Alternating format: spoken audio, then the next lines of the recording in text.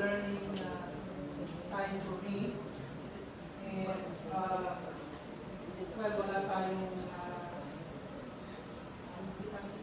second term. Siguro, I have to apologize for not having a second term for you. Ngunit, ang circumstansya ay oportunidad naman. Ito naman ang buhay.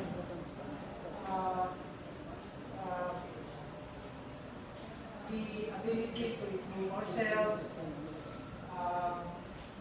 Ako naniniwala na hindi magbago ang beauty, hindi bawat isa sa atin mahirap isipin sa akin na maging magaling ang beauty dahil lang sa isang chancellor, isang president, isang PDL. Maging magaling ang beauty, tayong lahat ay maging magaling. Ito ay hindi normal. So, naniniwala ako na ang ating mga kasamahan ng empleyado dito sa UNI at PDL. Kaya lamang po kulang ang environment to improve themselves. So, ang una ko talagang ginagawa ay suportahan yung struktura, suportahan yung environment. At palagi ko, naririnig ko po na marami ang binibigay ako rin kung maisip.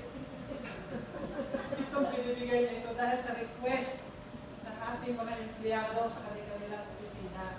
Ibig sabihin po, alam nila kung ano kailangan nila sa kanilang opisina para maging magaling nila sa kanilang opisina.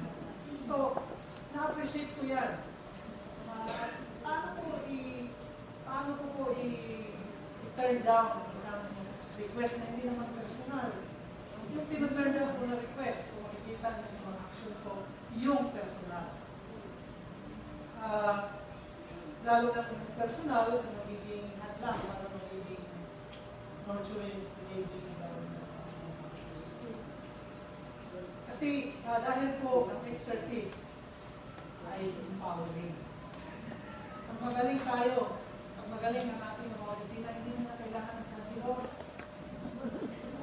Mag-autopilot na tayo, katulad ng aeroplano na wala. Hindi yun ho, autopilot, wala. So, yun po ang aking sa tatlong taon tayo kasama.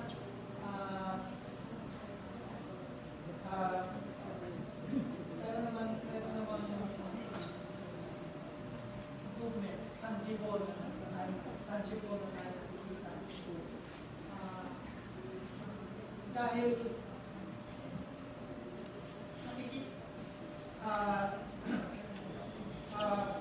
nakikita ko na hindi mag-improve ang universidad natin kung hindi magaling. At isa sa atin, hindi kailangan isa lang ang magaling. Lahat sa atin magaling.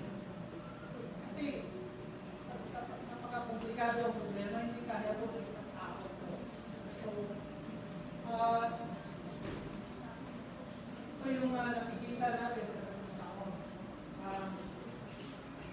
So, ako po, mayroon pa naman mga 12 years. Nanang ako dyan sa likod.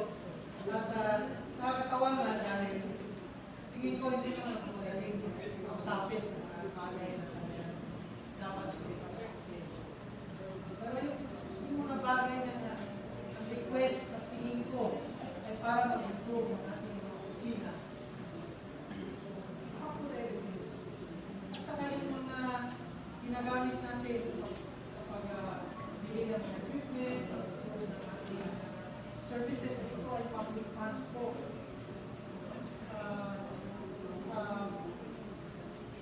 Na dapat naman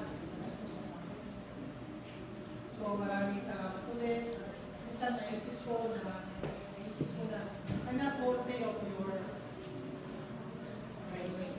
I was just doing my job. Siguro iba lang ang pa-approach sa problema. Dahil nga po, pag may sabi kasi Einstein nga na doing the same thing over and over again and expecting a different result is craziness. Umasa tayo na magbago tayo, ma-improve natin, mas ganun kami na